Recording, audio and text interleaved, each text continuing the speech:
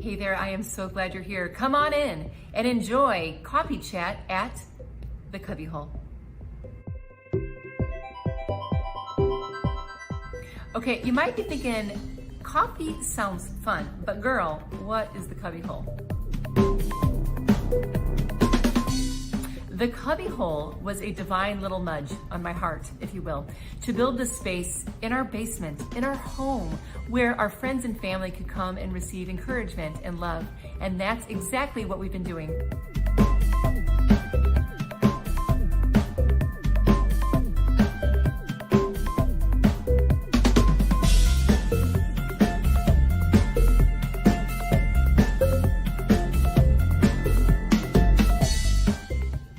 I've always known that the Cubbyhole would have a ripple effect out into the world, that it could bring encouragement and hope, not just to people that could visit here in person.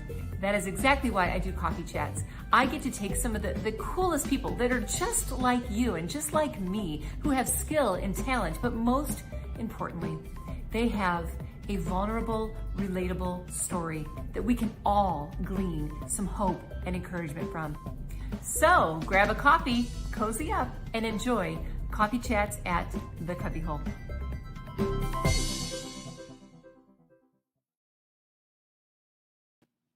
Good morning, everybody. Happy Friday. Welcome to Coffee Chats at the Cubbyhole. I am so glad you're here.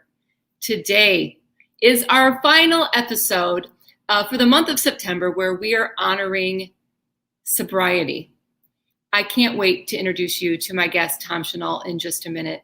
But first, I want to say that if you or anybody that you know is struggling with addiction, please reach out for help. I know Tom would love to support you, so we'll have his information available at the end of this show.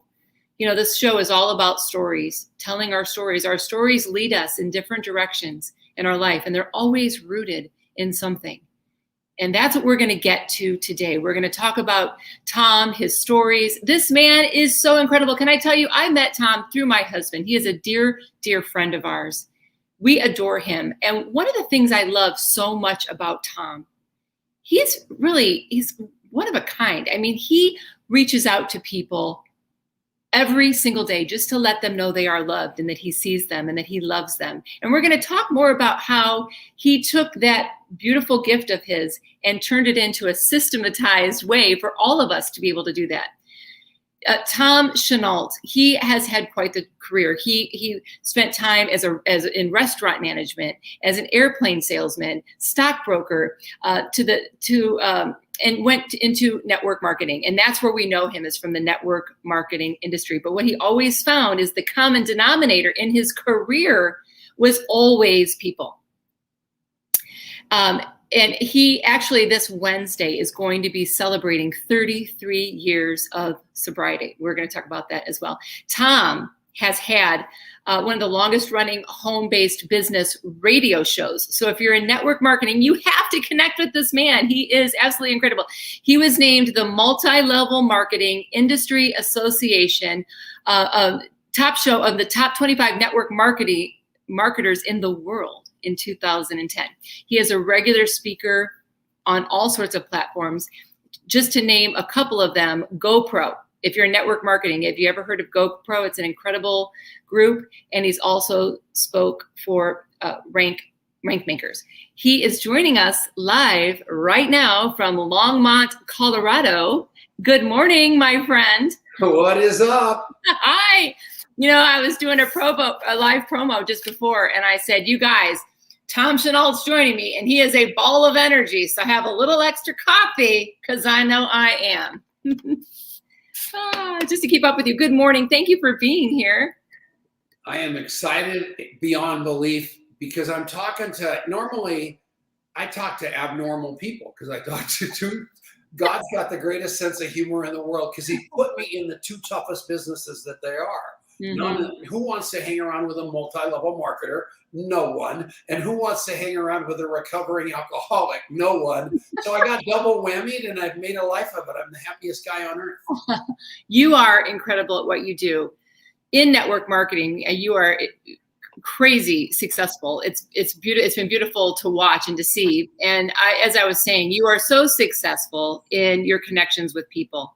I've never met anybody quite like you, in the way that you make a call every day just to tell people you love them. You know what the most, let me say this the right way. What you love most about me, Marla, is what I remember about you. And that's every one of us. If you can just remember people, you win. But we're so busy talking, we don't listen, and we sure as hell don't remember. So so I'm a great rememberer, is all I am, is all she's trying to say. Well, it's true. You let people know that they're important, that you see them. And when you do remember, we talk and you remember and you recite back a part of my story, it's like, what? Like, people, we just oftentimes don't take time to do that. So you are so appreciated. Congratulations, this Wednesday, 33 years of sobriety. Yes. That's a long time between cocktails, kid. Yes, for sure. And hangovers. So that's the other part of it. You know what? I want to get to so much with you, but first of all, I want to give a shout out to your beautiful wife, Denise. I love her just as much. And you guys are enjoying your life with your sweet puppy, Jake. I crack up at your posts, in Denise's posts with Jake. He's into all sorts of mischief, but you guys have a beautiful life there in Colorado. Part of my miserable life that made me an alcoholic was the fact that I was invisible as a little boy. And we had 50 dogs. We lived on a farm, and whenever you would abandon your dog, it would go to our farm, and also your cat. So we had 500 cats, and we had 50 dogs, and we were dirt poor. And my mom, and so we had dogs running out of our ears. So I never, dogs were like nothing. I didn't have anything. My mom, if you go to my website, there's actually a story on my mom's deathbed where I tried to talk her into confessing that she actually cooked one of the dogs for food, but she wouldn't confess. But I'm just still positive she did, because she opened up the oven and it was supposedly a roast, but it had a collar and 4 legs sticking up. So you tell me. And she claimed later it was a raccoon. But my mom was the best, and I loved her, and just a survivor at an unbelievable level like me. So but we're going to Jake for a sec, and I just didn't want another dog. You look out the window, there's a huge yard out there, and it's full of geese. So Denise wanted to buy a dog called a Tibetan Terrier to chase geese. Little did I know, God, nothing in the world, and we'll talk about this, goes Tom Chenault's way. So I didn't want another dog. That just didn't even resonate with me, because it was going to keep us home and all the stuff this little guy on my shoulder is trying to tell me. But we're going to talk about this. I never say no, because I am positive God's got it. We're going to have a dog. Yes. This is going to be bad, because I had this story, and that dog is the greatest. Yeah. I'm the happiest guy on earth at age 70, getting to live the rest of my life with that little puppy. And I love that. Even a dog can be a trigger point to things that you're feeling, stories that you're telling about yourself. I love that. Yeah. One of the words you just used that I loved, and we talked about this the other day, so I want to get into this, is the concept of feeling invisible. So with that concept, I would love for you to just jump in and start, just tell us your story. I know our focus is, addiction and sobriety. And again, always rooted somewhere. So you felt invisible. When did you have your first drink? Where did it all begin for you, Tom? What made me this whacked out Tom Chenault was when we lived on that farm, and I was like 5, and my little brother, I didn't have a little brother yet. We lived with 4 old mates who took care of us. I had an older brother and an older sister, and my older brother was already quite sick. My sister was a girl, so she got all the attention. And then my mom was pregnant with my little brother. And we ran this dairy, and we just were poor. And one day my mom just disappeared, and she was gone. And I go, what the heck is going on here? And she was gone. And all they would say to me was, Tommy, be good. But no matter how good I was, my mom never came home. And I'm going, what the heck's going on here? And it turns out that at about 5.5 months of pregnancy, she had my brother, John. And as a result of that, John was in the incubator at Porter Hospital, and they literally moved into the incubator to nurse him back to health. So no matter how good, my mom didn't come back. And I'm trying to be good, and I got this story, and no matter how good I was, it was horrible. So that's where it all kind of started. And this is all my life, and I'm the overcompensator of all time. And if you meet me, you're going to see me come in a room and make sure that you see me and I'm there. And I'm also going to do everything I can to have you never forget me, because I've got a story about being invisible that was unbelievable. And I have evidence all the way through my life as to why that happened. And, I started lying and manipulating and doing all that stuff to try to get attention from my mom and dad. And it never worked. Nobody ever saw me because they were dealing with that massive drama of my older brother so sick, my sister, and my little brother, that they just didn't have time because I was okay. But they didn't understand what that did to me. I'll tell you how bad it was, because this is hysterical. So you ultimately die, that's what you do. And your parents buy grave things for you. They buy the spots for you to get your gravestone, so they want to have that thing. I go to Littleton Cemetery, and there's my mom, there's my dad, there's my older brothers, my sister's not dead yet, there's her spot, there's John's spot. They forgot me even at the cemetery. Because you're invincible and they know it. That's why, Tom. You're like, hey, you forgot me. What is the world? Our marriage has not been easy. It's been very, very difficult. So we go to the marriage counselor. And so that's a lie, by the way. But so here's the marriage counselor. This lady, she walks in and she's like a contact mapper for Denise. Oh, hi, Denise. And she's asking Denise all these questions. And she looks at me and goes, what's your name again? And I'm like, every week, she does not remember me. She doesn't even have me in her notes. And I just you have no idea what a button that is. Yeah. So here's your question. When did I start drinking? I was old because my dad was not liking the alcohol part. But the first time I drank that beer, it was like unbelievable, because all those lies I was telling became easier to tell, and I could tell bigger stories than ever. Yes, for sure. I started lying, and it was awesome. I love that when you're talking about you feeling invisible, it's interesting how we pendulum shift to the other side of what it is that triggers us, and you make sure. I mean, right there is the beautiful root to the beautiful work that you do in your whole world. Is nobody in your mind, in your heart, do you ever want them to feel invisible? So that is a beautiful outcome, byproduct of your story. And that's, again, like I said, what we love so much about you. So then you had a drink at a fairly early age, early 20s? No, about 17. I remember laying underneath a car that could have gone backwards or forwards in Deer Creek Canyon when I was 17 years old. Mm-hmm. I went to college to try to play baseball. Once I started drinking, I did not stop. Mm-hmm. I did not stop from 17 all the way through 37.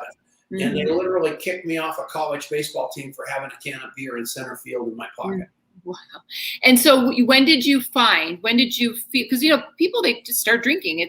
They're feeling it's fun. It does, like Jared and Morgan were talking last week on the show. Jared was saying it was a counterfeit comfort, and that's what it starts to become. It's not just a fun time out. It's not just a drink. When did you realize that you needed alcohol? The second I touched it, it made everything possible. Instead of being invisible, I was visible. I mean, the second I touched it, I probably was a drunk, which is awesome. Mm-hmm. It was never a boring drunk. I mean, it was phenomenally fun. And then fast forward, what was the moment, or maybe it was several moments in your journey when you tried and tried again? I don't know that part of your story. What was the rock bottom? When was the point where you said that I have to have change? Because there are people watching this, or that will stumble literally or figuratively on this, and they need someone to hear someone's story that overcomes it. So we're going to go there, but then I'm going to go tell you an airplane story because it's pretty funny. Yeah, let's hear it. So here's the deal. The minute I realized I couldn't stop, I could. Once I realized I couldn't stop, I could. And everybody. One time I'm with Carl Militello. I'm going to have to tell you 2 stories now. And we're driving through that Deer Creek Canyon again. And I'm driving a Volkswagen van. And I've already got 2 DUIs. And we're flying through this canyon and I'm drunk. And a Colorado State Patrolman flies by us the other direction. And I saw him see me. And we're driving. And my poor friend Carl, you can call him right now on the phone. I said, you got to drive or we're going to jail. And I jumped out of the driver's seat in a Volkswagen van and handed him the wheel. And he got the ticket. So it was awesome. Yeah, and we can call him right now and he'll tell you that's true. But yeah, when I got sober, I finally looked at Carl. I go, gee, man, Carl, why didn't you tell me I was such a drunk? And he looked at me with this face like, are you kidding me? You don't remember the conversations we had? And the answer is no. We can't hear it till we can hear it in anything. It's the same thing in multi-level marketing. It's the same thing in weight loss. Mm-hmm. One of my big stories about weight loss is that, I'm addicted to everything, by the way. I just moved the addiction to things. And with food, and this guy walks across the room every day at Starbucks with a weight loss wafer and embarrasses me in the line like, oh, geez, Tom. I mean, this guy, you mean if I eat this wafer and I don't eat more food and I exercise, I'll lose weight? You're kidding me. No, I just couldn't hear it until I could hear it. It's right. When you're ready, you have to be ready. And was that the moment where you said this has to stop? No, of course not. Okay. So going back before we go forward, to answer your question, my friend Chuck Kirby was a terrible alcoholic. We were stockbrokers and he was like drunk and he was in trouble. And so he had a wife who tossed him out and he lived in this place called Roxborough Park. And up at Roxborough Park, it was a snazzy neighborhood and they had a homeowners association. The wife had left. And so the homeowners association said, Chuck, you got to paint the house. And he said no, and he ignored every letter. So I found a letter. So I finally go up to his house, and apparently he had acquiesced to the homeowners association. Oh, he hadn't shown up for work for a week. And he was my run-in buddy. We drank together. We fought together. We did everything together. So I'm a drunk. He's a drunk. And we go to his house. I go up to his house because he hasn't shown up for work as a stockbroker. And I pull up, and he has painted for the homeowners association the entire house black. The windows, the doors, it looked like Darth Vader's man cave. And I walk in the door. Wow. And it is empty of furniture because the wife took it all. Beautiful home. So I walk in and I'm looking around, and here in the kitchen it's a mess, but it's all the makings of a dinner. And I'm going, what on earth is going on here? So I start searching, and I finally open up the closet, and there's Chuck laying on the floor, and he's got 2 bottles of alcohol and all those little snow seals from the old days that contain the cocaine. And he's just laying there passed out with a perfectly cooked turkey laying next to him. And he's been eating the turkey and drinking the booze and doing the cocaine, which in the eyes of an alcoholic or a drug addict is absolutely heaven. And I wake him up, and he goes, what are you doing here? I go, you haven't been to work for a week, man. We gotta do something. You gotta stop drinking, man. And he goes, well, take me to treatment. And I go, what's treatment? He goes, just take me to treatment. I go, where? He goes, there's a number on my desk or something. So I go get the number, and it was a place called Cottonwood Hill. And I call the number. This is one of my first spiritual experiences, like of a magnitude that you can't believe. And so I call the number. They say, okay, bring him. And it's far away. It's like 2 hours away from where Chuck is. And I'm an alcoholic. Chuck's like in the weeds. I get him packed up, and we're headed for treatment, even though I don't know what treatment is. And we're driving down this road called Titan Road. And we are in a trance because we're so scared. I don't know what we're doing. He's like absolutely in a place of unbelievable remorse. And we go, it's out in the middle of nowhere, and we go over these railroad tracks. And I looked, I'm driving one of those really snazzy 5000 S Quattros that they had that was just bad to the bone. So I'm just driving my cool car, and I crossed the railroad tracks, and I looked to my left, and this light was this big, and it was a train that I swear drove right through us. To this day, I'm telling you this 33 years later, I think God had that train not hit us. And that's been one of the 3 spiritual burning bush experiences I've had in my life in alcoholism. So we keep going. We finally get to Cottonwood Hill. It's out in the middle of nowhere.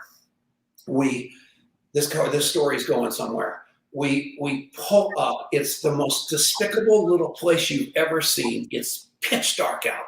We walk up. To my right is a basketball net, a hoop.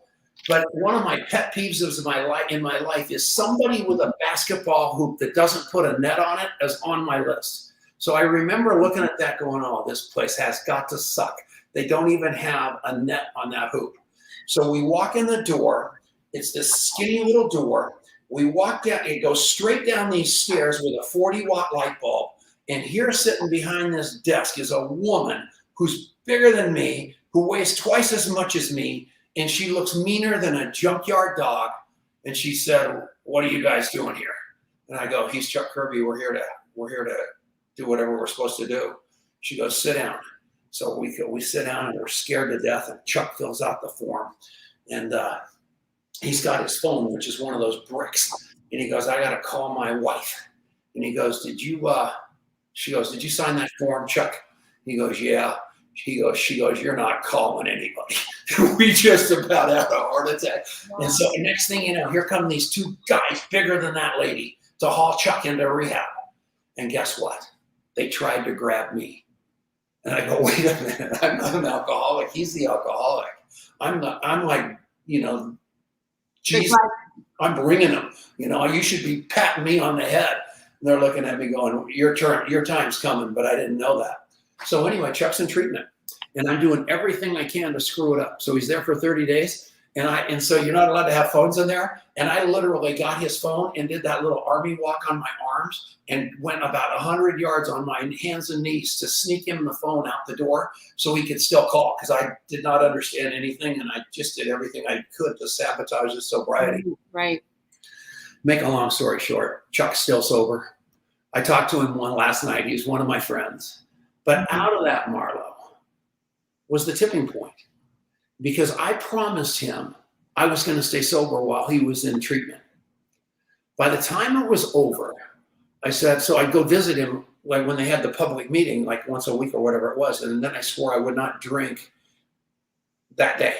Then I swore I would not drink on the way to the meeting. Then I swore I would not drink at the meeting. And once that all happened, I finally realized alcohol had me. Until that day, I didn't know I was addicted. And once I realized I was addicted, I jumped into Alcoholics Anonymous with the fervor of a born-again Christian, and I've never left. Wow, that is a cool story, all of it. And congratulations to him too, that he is still sober. That was the moment for him. And it has been that was it. That was 33 years ago. That was the moment, the time, the season that it was the turnaround for you. Last night I talked to him. He's got 6 months more than me, and we were laughing. And he said, "I'll call you Wednesday, Tom." And he has not gone the Alcoholics Anonymous way. He's stayed sober without it, and he's addicted to working out. He's addicted to business and all those things, and he's not free. And he'll probably watch this, and he knows it, because this addiction that we have moves from food to working out to work to phone. In fact, let me give you a quick definition of an alcohol problem. That are we going anywhere near you where you want to go with this? Oh, we are going wherever this goes. You just share. I have a whole bunch of things I would love to ask you too. And if we get to, if we don't, we'll do a different episode. This is about hearing from you, whatever is on your heart to share. So please, I am enjoying every minute of this. So here's the thing. They got the rules. So you get the brochure at AA. So what happens is, here's the 10 questions, and if you're like 4 or 5 of these, And we all real alcoholics look at those 10 questions and figure out which ones they can cheat on, so they pass the test and they're not an alcoholic. Right. You know, so drink beer, not wine, or whatever the heck it is that you're trying to wiggle off the hook on. Here's the true definition of a drinking problem. So here's the one you can't wiggle off of. And for all you normal people, here's the one you can't wiggle off of, and that's Jake the dog barking. So here's the deal. You have a problem with alcohol if alcohol's creating a problem in your life. Yep. And I know right now I've been a little weepy as I'm listening to your story that is so powerful, because I know people right now, their marriages are falling apart. In matter of fact, there was many words and feelings that your story stirred up, but there were two words, one word, one phrase that stood out in that story. One was the train, and the other was your spiritual experience. I'd love to ask you about both of those, but with the train, the metaphor that popped in my head is that train didn't hit you, but metaphorically, there are people right now that I know of where that metaphorical train is hitting their life. Their marriage is dissolving. They feel like they cannot turn it around, and their life is becoming destroyed. What do you say to that person that they like you said, and I know with AA, it's an accountability. There's all sorts of words, but what do you say to that person whose life is completely turning upside down because they cannot get a hold of it? I assume you're talking about the drinker or the spouse of the drinker. You know, that's why I almost want to have you back too, because this is just such a loaded topic. Both. No pun intended, truly. But right now I'm talking about the drinker. And of course, you know, my heart is feeling for the people, the spouses of these people that I know.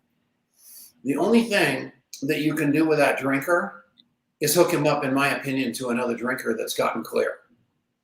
If you think you're gonna change somebody like me, I have got a doctorate in lying to you, stealing from you, manipulating you, making you feel sorry for me. You can tell when an alcoholic truly wants to get sober and needs help, because he's going to stop calling you and he's going to start calling somebody like me, because I'm the last house on the block, because I'm going to tell him what he needs to hear, not what he wants to hear. But the spouses, the normal alcoholic makes 17 people really sick. So the spouse is as sick as the husband. And what the spouse keeps thinking that he's got a problem. Hate to break it to you, baby cakes, but you're the one with the problem. Alongside him, you get better, and then let us worry about what he's going to do. Because he's figured out a way to manipulate you into feeling sorry or trying to fix him when he knows it's an inside job between him and God. Yeah. And it's a toughest. Yeah. My little boy. I mean, the greatest gift that I've had in 70 years is Dominic, my little boy.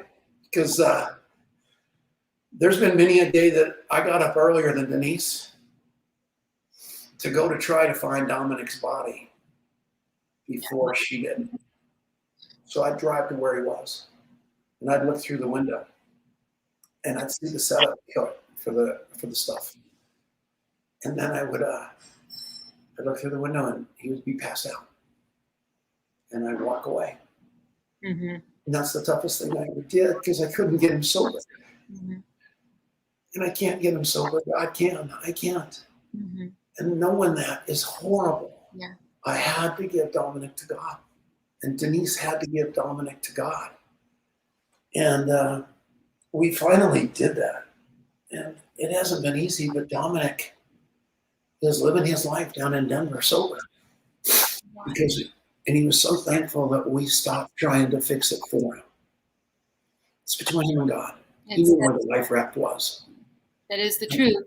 It is the truth. And I'm glad to hear that update, because I hadn't heard an update recently. And I'm so thankful for that. So thankful. And I know what you guys have been through. And from a mama heart space, I just can't help but well up and feel it. Feel it. When you're talking about the spouse getting better, can you elaborate on that? Because I'm assuming that you mean, codependency and just trying to fix and And what do you mean by that, by getting better?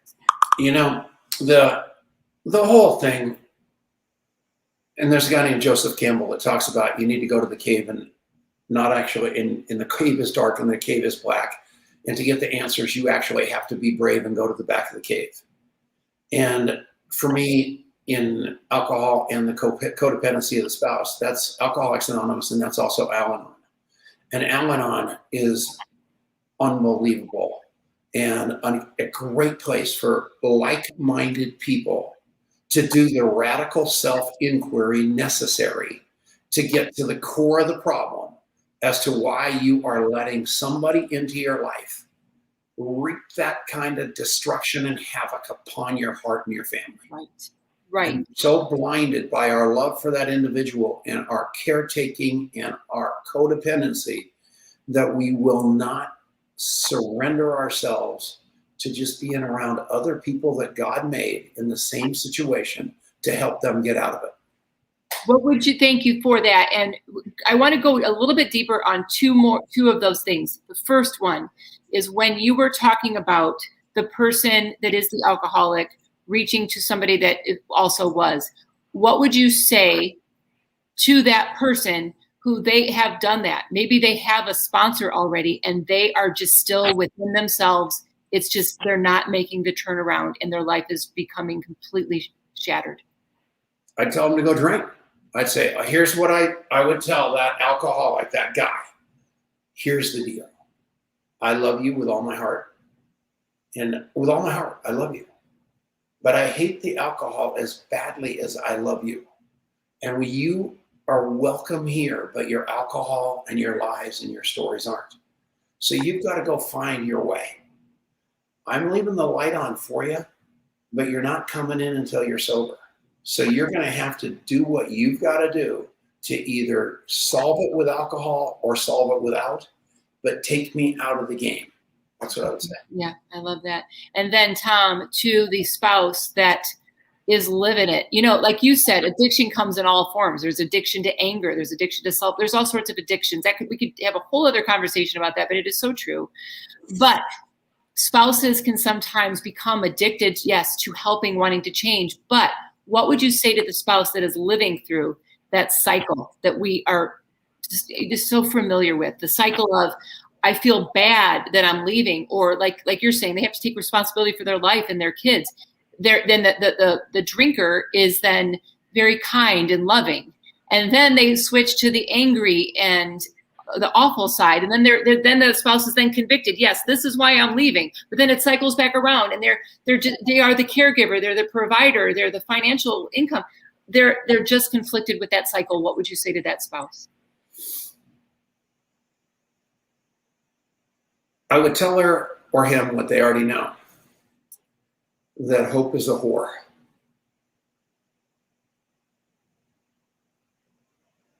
You can't do it.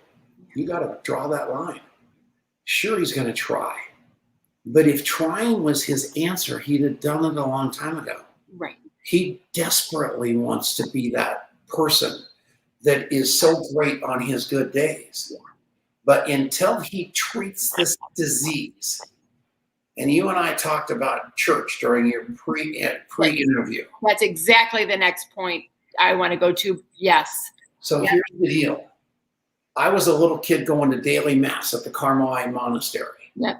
I was 37 years old, making $800,000 a year back at the Carmelite Monastery. The nuns on one side who were behind a wall. The women praying for the sins of the world over on the right-hand side.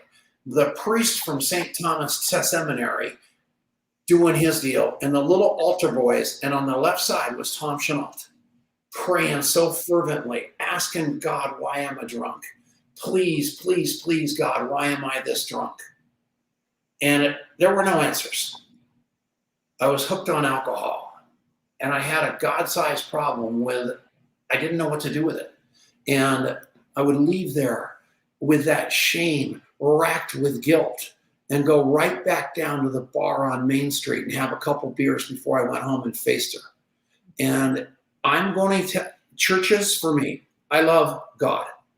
I love Jesus. I actually love churches. It's the people I hate. And what I mean by that is I walked in there, and I really don't, but You're feeling shame, maybe? Was oh it? my God, no, I felt, you go in there Guilt. and everybody's got their best shirt on. Actually, I put on a pretty nice shirt for this, and they're all in the looking good, and they might have been good. I don't believe it. But at the end of the day, I was the only sinner in the room. Mm. And that guy on that pulpit was talking straight to me every week about going to hell. And it did not work. And now I go to AA every day of my life. Yeah. 365 days a week, a month, whatever, a year, whatever that is. Sometimes every week feels like a year. I get you. But the point is, today I have my hands wrapped around a spiritual malady called alcoholism, a disease called alcoholism, a living problem called alcoholism. And I go in there every day to spend 1 hour getting filled up so I can get emptied out for the next 23 hours to go help somebody that's in the same boat I am. And my desk was in a different spot earlier, and we moved it because the sun was coming up. But right behind me every day is this guy right here on the wall. You see that guy over there in that chair? Mm-hmm. That is truth serum for Tom Chenault. Mm-hmm. Because that's a homeless alcoholic in my town. And what they did was they had influential people in Longmont, Colorado deal, and they had an artist paint all these influential, because they knew that all of us influential egomaniacs would buy our own painting and they'd get a lot of money for their charity. I had them paint that guy. Mm-hmm. And that guy sits over my shoulder all the time. He's a human being that I know. And what he does is he reminds me of what is the most important thing to me in my life, which is God and my sobriety, then my wife, then my children, then everything else. Mm-hmm. Because left to my own intentions, I'm conning you. Mm-hmm. And I'm not going to do that. Mm-hmm. I love that painting. And I love that you literally have that person over your shoulder, because that is what I said before. What I love so much is you let people know that they're seen. And what I'm hearing is you let people know that they are seen right where they are. And you're just very, very real with them. Thank you for that. Yeah. I'm profane. I am fallible. I make mistakes all the time. I'm not that guy that's standing in that pulpit that's perfect, but I don't think he is either. Yeah. I have been told that normal people take their problems straight to God. Right. I will buy that supposition. Only one small problem. Mm-hmm. I've never met a normal person. Right. That's it. And, when you were talking about that you were the only sinner in that church, I know that feeling. I remember feeling, I'm not good enough for God to love me. My worthiness was in the tank. And that's so true for so many people. But the truth of the matter is every single person in that church we are humans. We are humans. We sin in some way. We are either, talking bad about somebody or whatever the sin is, and one doesn't outweigh the other. And I love that you had that turnaround in your spirituality. But what I also hear when you tell that story is the word story, the stories that we put in there, and that's it. They root in, and through the grace of God, the miracle of Jesus in our life, the people like you that speak truth into people's lives, that we can reverse those stories. And when I hear these friends and they're talking about what's happening in their lives with their spouse, I feel it's such a heart space level for the spouse. And then I feel almost an anger for the person, like, why are you doing this? But then when I think about that drinker, I think, what is their story? They're putting on a mask that is causing them so much pain. And it just uproots me at the core, because I know it is all about healing the stories that we've told ourselves about ourselves. Correct. And what's important about that is finally in my life, I know, with Dominic and everybody else, that no one's where Tom Chenault wants them. Mm-hmm. Not you, not David, not Morgan, not Jared, not anybody. I am positive that where they are in that particular point in their life is not where Tom Chenault wants them. but I guarantee it's right where God wants them. Yep. For a much, much bigger purpose. Yeah. And anybody that is between me and God, which is a ton of people on most days, because I'm such a human, fallible human. Right. Anybody closer to me than God, anybody between me and God, it happens all the time. I'm mad. I got resentments. I got all that. Yes. But I have to stand back at the end of the day, and there's a step in Alcoholics Anonymous for it that lets me know that, yes, that person is between me and God, which means that that person is literally closer to God than I am, which means I got to pray them out of the way. Yeah, I love that. That is such a beautiful, powerful concept. You know, you're mentioning AA, and I was honored that you invited me to sit in on a virtual meeting yesterday. I'm so thankful for that, because I got off of that call and just said to you, I'm weeping over here, hearing these people and their stories, but also so thankful that I could see the transformation in their lives. And for every person that I saw on the screen, it is like I could picture somebody that I know. And there's so much that I was hearing there. And one of the things that I heard was, look for the similarities, not the differences. Yeah. Would you explain that? 100%. Well, it's what we're doing in the world right now. We're looking for all these reasons to hate people, to be angry, to be this, to be that, instead of understanding the BLTs of life. And I want you to explain that too. I love that. All I want are the BLTs. All I want to do is have the BLTs. And the BLTs mean everybody that you meet, you want them to feel like they belong. L, they want to feel loved.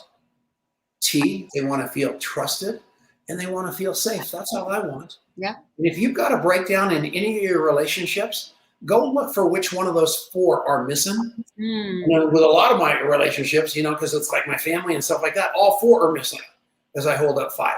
So it's word problems. I hate math. I'm with you. I am not very smart. There's 5 things I want to share with you. Yeah, that's so bad. But the point I make to you, if you don't have the BLTs, people are going to get.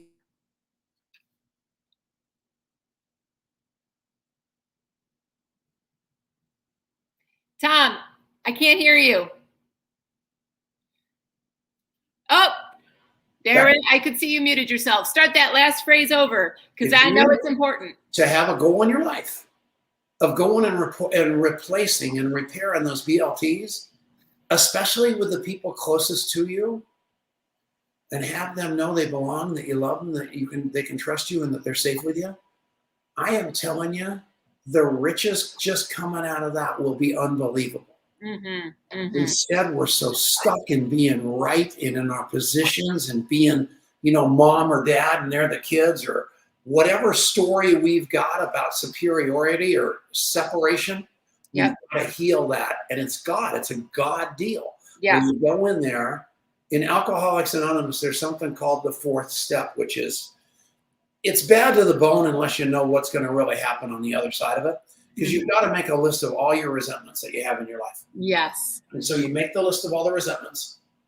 And then you make a list, and in there, then you put another column of what happened. So so she did this. Right. Then you write down what that affected. It affected my money. It affected my heart. It affected something. And those 3, and you're just sitting there like, absolutely sure you got them now. And then that 4th column was, what was my part in all of these things? Yeah, the accountability. You go through this giant list. That's the rigorous self-inquiry I talked about. And all of a sudden you're standing there going, holy mackerel, that was me. I've been blaming them all these years, and it was me. And those of you that are watching this, that have that big resentment, that are saying to Tom Chenault, yeah, but what about this one? I'm telling you, you get done with this rigorous self-inquiry, that list is going to be clear. And then you keep going, and you literally, and I don't know that you were really ready for how spiritual that AA meeting was. But at the end of the day, on these things called the 6th and 7th step, you literally get on your knees in a quiet place and ask God to remove those character defects and those shortcomings that had you be that way in the past.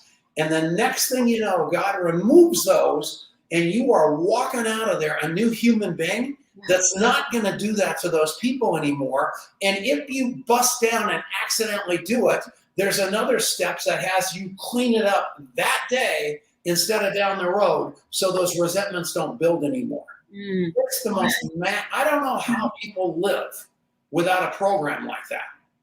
You know, what I'm hearing you say and what I felt listening in on that call was that it's here's the big problem. It's a permission to say, I'm at fault. And in our world, when you say, oh, it was, when you say you're accountable sometimes, or you say I was at fault, there's such a shame that goes with that you just cannot bring yourself to even look at it. Because, and I wanted you to talk about what you mean by shame gremlins, because shame is the absolute lowest place on a level ladder of emotion where you can be ruminating.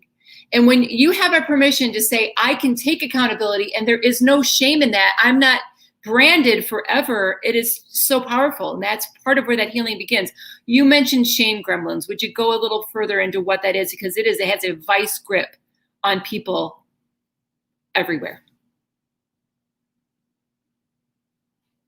Oh, you're muted. I don't know how that happens, man. The mouse is way over there. Interesting. It's not a Where's mouse. Jake? It's Jake's fault, I'm sure of it. Jake's going to come running in with toilet paper that he got into, and he's hitting the mute button. I wish he'd come up here, but he likes Denise better. But the point is, the shame gremlins. If you've seen Brene Brown's 18-minute video on shame, on vulnerability, that's been watched over 10 million times on YouTube, it will blow your mind. So you want to watch that. Yep. She's got two things that she does unbelievably well. That one, and she does a bit on how to do a truly authentic and meaningful apology that will shock you. Wow. I had no idea. So do those two things. But she talks about shame. And she says guilt's actually good for alcoholics and guys like me. But shame is what kills us because we keep everything in the dark. And the minute you start putting that shame out there in the light, they dissipate. The shame gremlins disappear. Yes. And shame is what kills alcoholics and drug addicts, not guilt.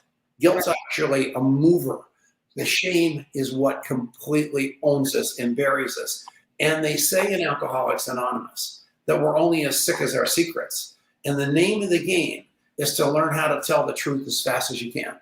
Yes, yes, yes, absolutely. And in AA, you hear a lot of people say, I have destroyed the relationships in my family, and they're processing that, and they're taking accountability for their role in it. And it's just beautiful to watch people and their full circle stories and hearing how they are.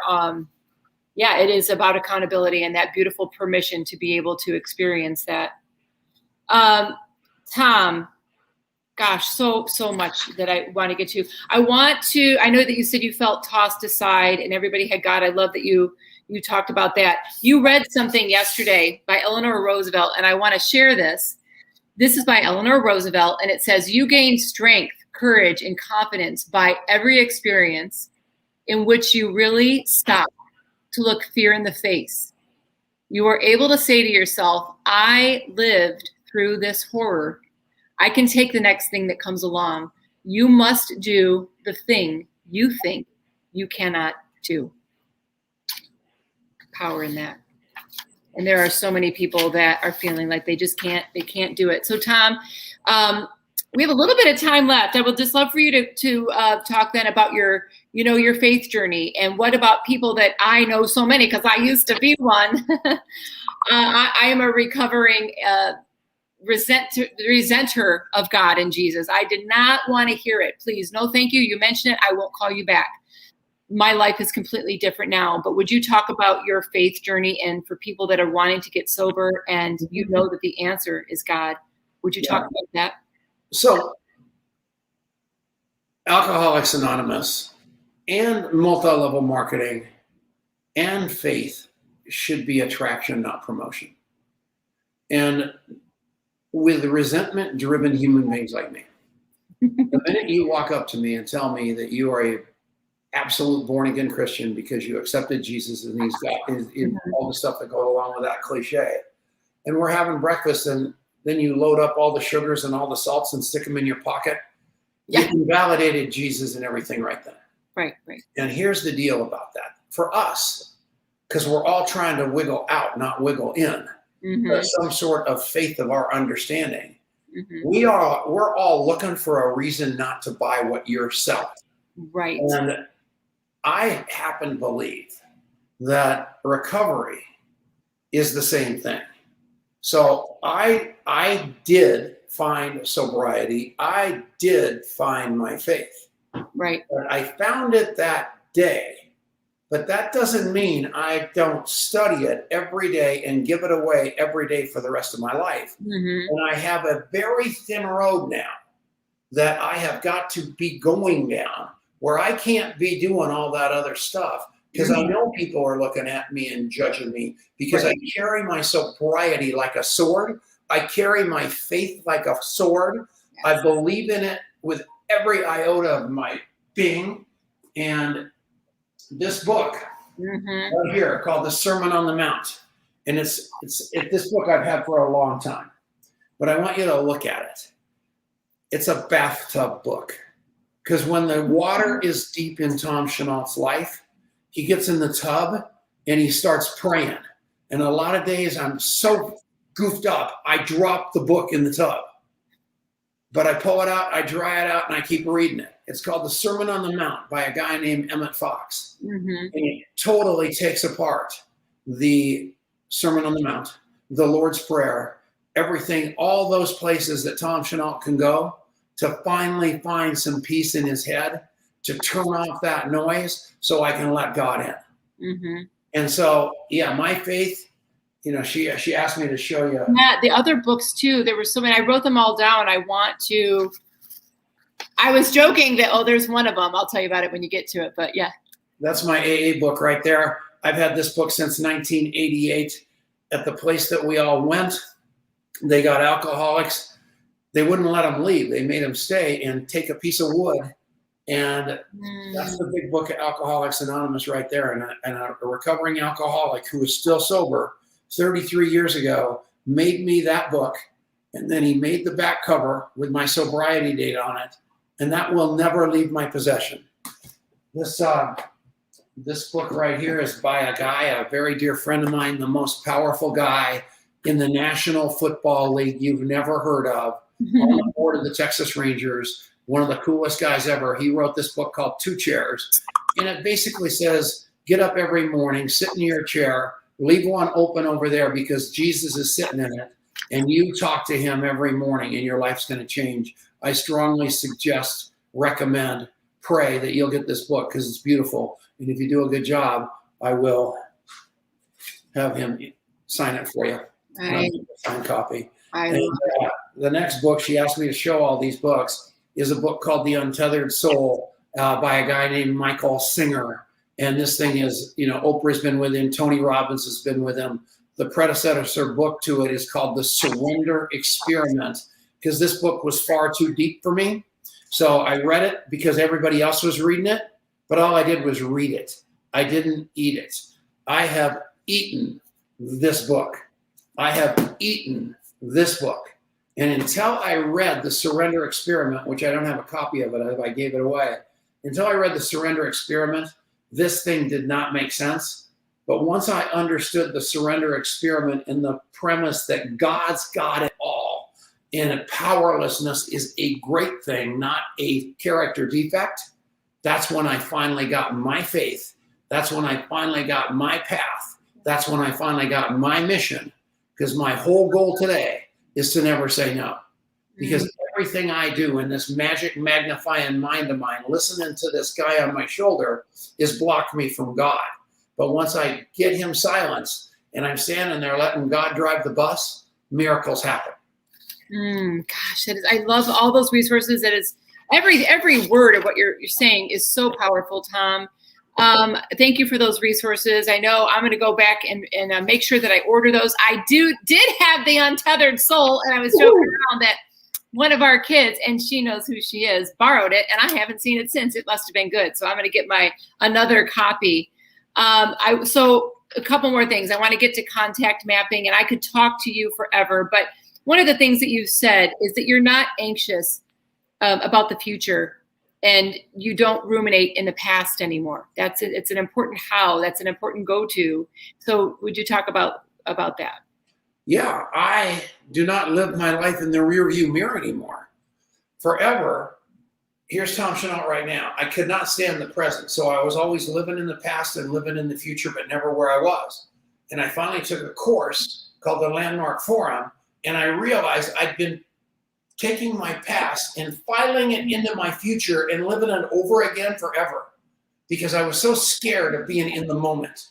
And today I'm in the moment. I don't have any idea what's going to happen tomorrow, and I have no control over what happened yesterday. So I stand in the moment and let God drive the bus. And that's kind of like the story of my life. And it works out because we all, no matter how much you think I've got my life going, like, because I supposedly do have this and I supposedly have that, and I supposedly been sober 33 years. I'm telling you what, life still comes at me like that train. It comes at me. The only thing I know now is I've got God on my side and I don't pour alcohol on it. But that doesn't mean I'm not a complete and total train wreck. I've got God on my side and I don't pour alcohol on it. I love that. And I loved what you were talking about sitting with somebody that is a born again Christian, that is a full, believer in Jesus, and I love when I first started on my faith journey and I was so excited. One of the things that I feared so much is, oh my gosh, I almost didn't want to talk about it because I didn't want us to come off as righteous. And that's so hard because we are all sinners. But like what we're talking about here is people are walking, living, and breathing in their own. We are all want to, any person in any arena, when you feel like this desire to want to quote fix somebody because you've walked it, it's important to let them walk their own testimony. They're walking in it. And so, one of the pieces of advice we were given about, in parenting for one of our kids is get out of the way, get out of God's way. You've done what you need to do. Let him do his work and to not step on that. So thank you for your authenticity about that. Oh man, I could, did you want to comment before we move on to the next? No, I'm with you. No, I'm listening. I'm learning as much as you are. I love it. So you are so many wonderful things in this world. And one of them is a connector of people. You have your connections with people. And that is something that you took that was just kind of innate in you. Like we said, it kind of was breeded from the fact that you birthed from the fact that you didn't want to feel invisible. Nobody around you feels invisible, Tom. So you have created something, an app, a system called contact mapping. And I would love for you to talk about that because I'm like, how does he do it? I love to do that, but I want to get better at it. So talk about that. Okay, so at your house, I can't even remember where anything is in this office because I moved my desk for this interview. Every one of us have a drawer full of business cards that we were going to put in our phone. Right. We never did. Or we buy that scanner that's going to put them in. Like we want their company logo to help us remember them. That's just insanity anyway. Or we just put their name and phone number in the phone. Richard Brooks, famous. He's telling me how smart he is. And he's going, what about this woman named Jim? I'm talking to him a couple months ago. He goes, what about this woman named June Jones? Let's call her. I don't remember who she is. I said, well, Richard, before you call her, I need to tell you, June Jones is a man. Not only is he a man, he's one of the most famous football coaches in the United States. He coaches at the University of Hawaii. And you played golf with him, you put his number in his phone, and you forgot who he was. And Richard Brooks not a bad man.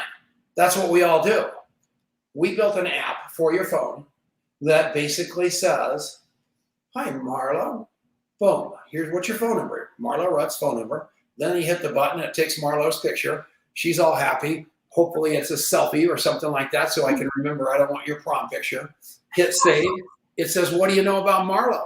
And then I just speak it, everything I know about Marlo that's not on social media. So then I've got all that. Famous moments, favorite moments, the whole shot. I hit save. And then it says, when am I going to remember Marlo next? And never isn't an option. So I meet her. I send her a text tomorrow. I say, it was really great meeting you. She goes, holy mackerel, that guy remembered me. I put it out a week. I say something about the conversation a week later. Hook is set. I wait a month. And all of a sudden, my database, instead of being this ignored, static lump of coal, is as alive as I am. And when I call people, I bring up their favorite. How long has, so Jared and Morgan, they're getting married when? 2/2/2/2. 2/2/2/2/2. So coming up, make sure you invite me to the wedding. I won't come. I won't come and eat the cruddy food. I don't like being around people. But I will send a wedding present. So make sure you invite me. But you like, so she's your, I heard the interview, she's your stepdaughter. You like her? Oh, I adore and love and respect her, yes. Okay, good. So what I just did was I called her on the phone and I talked about something that Marlo loved more than anything, to get related again and then have a powerful conversation about what I want to talk about. But most of us don't do that. We're so agenda driven. We're trying to jam it down their throat the minute they say hi. And that is absolutely the opposite of what I train every day of the week, Monday through Friday. So you join Contact Mapping for free. We put you into a club, and all of a sudden you're finally learning to be interested instead of interesting. You're finally learning to treat people like they're the unbelievable human beings they are instead of prospects. And that's what contactmapping.com/app teaches you. You need the /app. Here I have. It's unbelievable. Contactmapping.com/app, because it's got a good little describer on there. Okay, yes, we need to put that on there. /app. It's what I do. So my job, my passion, like I said, is alcohol, drugs, helping people off of that. My job, network marketing. My legacy that I'm going to leave the world with is learning how to connect authentically. Yes. That's all it is. So important to you. Tom, before we go, is there anything that you would like to add? You get the final word. What would you like to say? I've been unbelievably successful at a level that none of you would believe, on every level of my life, on my spirituality, on my family, on my money, the whole shooting match. And I truly believe it's because I made some deal with God 33 years ago last Wednesday, whereby I said, God, I'll help anybody who needs help. You help me make a living. And I think God has done a heck of a lot better job than than me.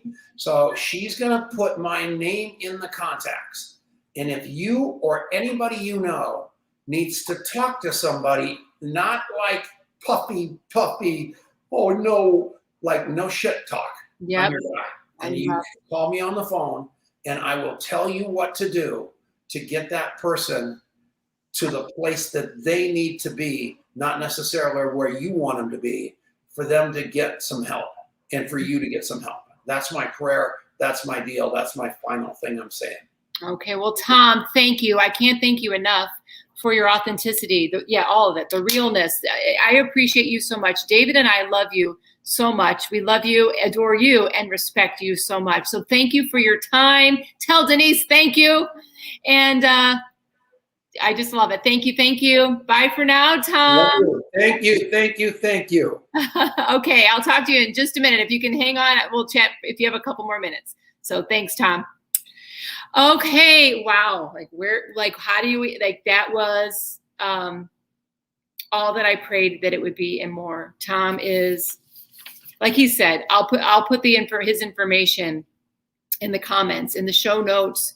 I'll put it on Facebook. I'll put it everywhere I can, so that if you do need somebody to reach out to, please don't hesitate. As you can tell, he is as authentic as they come. He's walked it. He knows exactly what he can say to you. And one thing for sure about Tom Chenault is he knows how to love and to care and to love you right where you are. You know, he mentioned Brene Brown. I love mentioning Brene Brown often. One of her quotes says that when we deny our story, it owns us. But when we write it, when we tell it, we can write a brave new ending. And that is so true, because like we talk about all the time on Coffee Chats here, is that we can't change our circumstances. Our stories are often rooted in our circumstances. Our circumstances start to make us believe certain things about ourselves. And then we take action or non-action. We go high trajectory level places and lower. And it's all rooted in our story. In our stories, we can go back. One thing we do have the power to do is to go back and take away the power that story might have on our life, where it can then no longer paralyze you. It can help propel you into a direction that you would have never, ever saw coming. So I have been so overjoyed to share this month of September with you, honoring sobriety awareness. I am going to also, in this episode, I'm going to attach some other, in the comments, I'm going to attach some other episodes that are on YouTube with some powerful people that I had prior to this month that were talking about their addiction and their recovery. So sending you all so much love. Thank you again, Tom Chenault. We love you dearly. And until next week, well, I'll just see you all then. Bye, everybody.